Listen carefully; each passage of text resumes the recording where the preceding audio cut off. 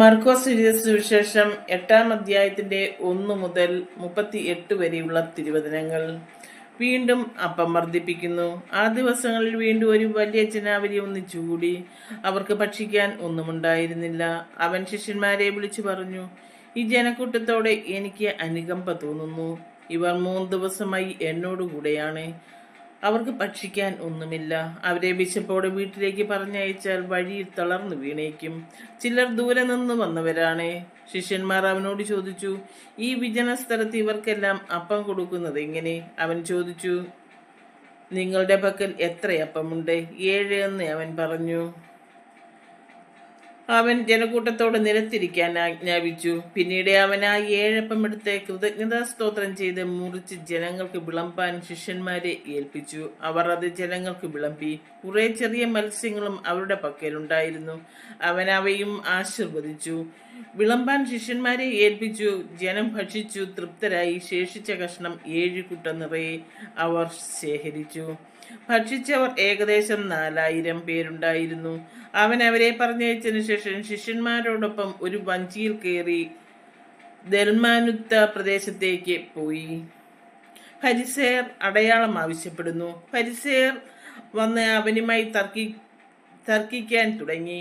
അവർ അവനെ പരീക്ഷിച്ചുകൊണ്ട് സ്വർഗത്തിൽ നിന്ന് ഒരു അടയാളം ആവശ്യപ്പെട്ടു. അവൻ ആത്മാവിൽ അഗാധമായി നെടുവേർപ്പെട്ടുകൊണ്ട് പറഞ്ഞു, എന്തുകൊണ്ടാണ് ഈ തലമുറ അടയാളം അന്വേഷിക്കുന്നത്? സത്യമായി ഞാൻ നിങ്ങളോട് പറയുന്നു, ഈ തലമുറയ്ക്ക് അടയാളം നൽകപ്പെടുകയില്ല. അവൻ അവരെ വിട്ട് വീണ്ടും വഞ്ചിയിൽ കയറി മറുകരയിലേക്ക് പോയി. ഫരിസേയരുടെ പുളിമാവ്. ശിഷ്യന്മാർ അപ്പമെടുക്കാൻ മറന്നുപോയിരുന്നു. വഞ്ചിയിൽ അവരുടെ പക്കൽ ഒരപ്പം മാത്രമേ ഉണ്ടായിരുന്നുള്ളൂ. അവൻ മുന്നറിയിപ്പ് നൽകി, നിങ്ങൾ ജാഗരൂകരായിരിക്കുവിൻ. ഫരിസേയരുടെയും ഹെറോദോസിന്റെയും പുളിപ്പിനെ കുറിച്ച് കരുതലോടെ ഇരിക്കുവിൻ. അവൻ ഇങ്ങനെ പറഞ്ഞത് തങ്ങളുടെ പക്കൽ അപ്പമില്ലാത്തത് കൊണ്ടാണെന്ന് അവർ പരസ്പരം പറഞ്ഞു. ഇത് മനസ്സിലാക്കിയ യേശു അവരോട് പറഞ്ഞു, നിങ്ങൾക്ക് അപ്പമില്ലാത്തതിനെ കുറിച്ച് എന്തിന് തർക്കിക്കുന്നു? ഇനിയും നിങ്ങൾ മനസ്സിലാക്കുകയും ഗ്രഹിക്കുകയും ചെയ്യുന്നില്ലേ? നിങ്ങളുടെ ഹൃദയങ്ങൾ മന്ദീഭവിച്ചിരിക്കുന്നു. കണ്ണുണ്ടായിട്ടും നിങ്ങൾ കാണുന്നില്ലേ? ചെവിയുണ്ടായിട്ടും നിങ്ങൾ കേൾക്കുന്നില്ലേ? നിങ്ങൾ ഓർമ്മിക്കുന്നില്ലേ? 5 അപ്പം ഞാൻ 5000 പേർക്കായി ഭാഗിച്ചപ്പോൾ ശേഷിച്ച കഷ്ണങ്ങൾ നിങ്ങൾ എത്ര കുട്ട നിറച്ചെടുത്തു? 12 എന്ന് അവർ പറഞ്ഞു. 7 അപ്പം 4000 പേർക്ക് വീതിച്ചപ്പോൾ മിച്ചം വന്ന കഷ്ണങ്ങൾ നിങ്ങൾ എത്ര കുട്ടയെടുത്തു? 7 എന്ന് അവർ മറുപടി പറഞ്ഞു. അവൻ ചോദിച്ചു, എന്നിട്ടും നിങ്ങൾ ഗ്രഹിക്കുന്നില്ലേ? അന്ധന് കാഴ്ച. പിന്നീട് അവൻ ബെത്സാദയിലെത്തി.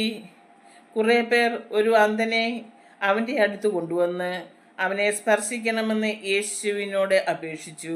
അവൻ അന്ധനെ കൈക്ക് പിടിച്ച് ഗ്രാമത്തിന് വെളിയിലേക്ക് കൊണ്ടുപോയി. അവന്റെ കണ്ണുകളിൽ തുപ്പിയ ശേഷം അവന്റെ മേൽ കൈകൾ വെച്ചുകൊണ്ട് ചോദിച്ചു, നീ എന്തെങ്കിലും കാണുന്നുണ്ടോ? നോക്കിയിട്ട് അവൻ പറഞ്ഞു, ആ മനുഷ്യരെ കാണുന്നുണ്ട്.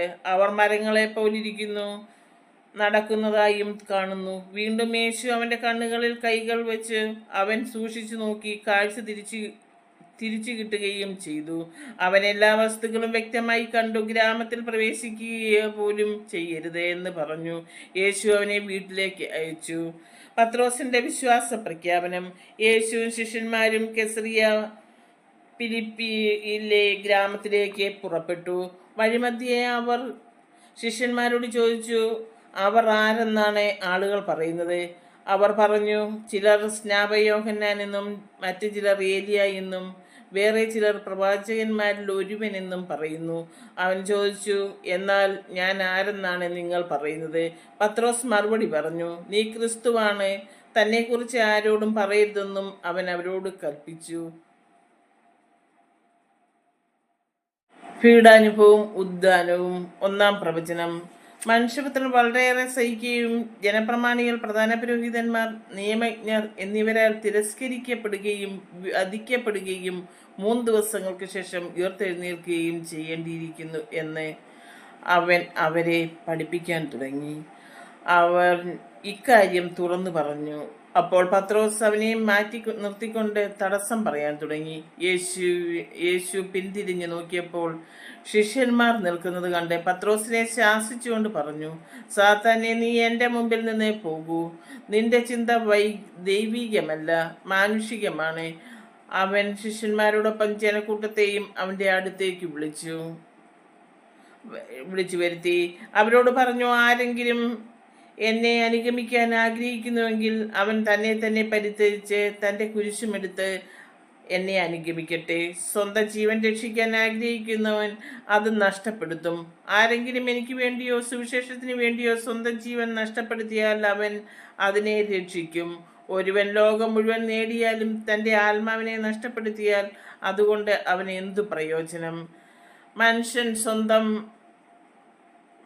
സ്വന്തം ആത്മാവിന് പകരമായി എന്തു കൊടുക്കും? പാപം നിറഞ്ഞതും അവിശ്വസ്തവുമായ ഈ തലമുറയിൽ എന്നെക്കുറിച്ചോ എൻ്റെ വചനങ്ങളെക്കുറിച്ചോ ലജ്ജിക്കുന്നവനെ പറ്റി മനുഷ്യപുത്രനും തൻ്റെ പിതാവിൻ്റെ മഹത്വത്തിൽ പരിശുദ്ധ ദൂതന്മാരോടുകൂടെ വരുമ്പോൾ ലജ്ജിക്കും.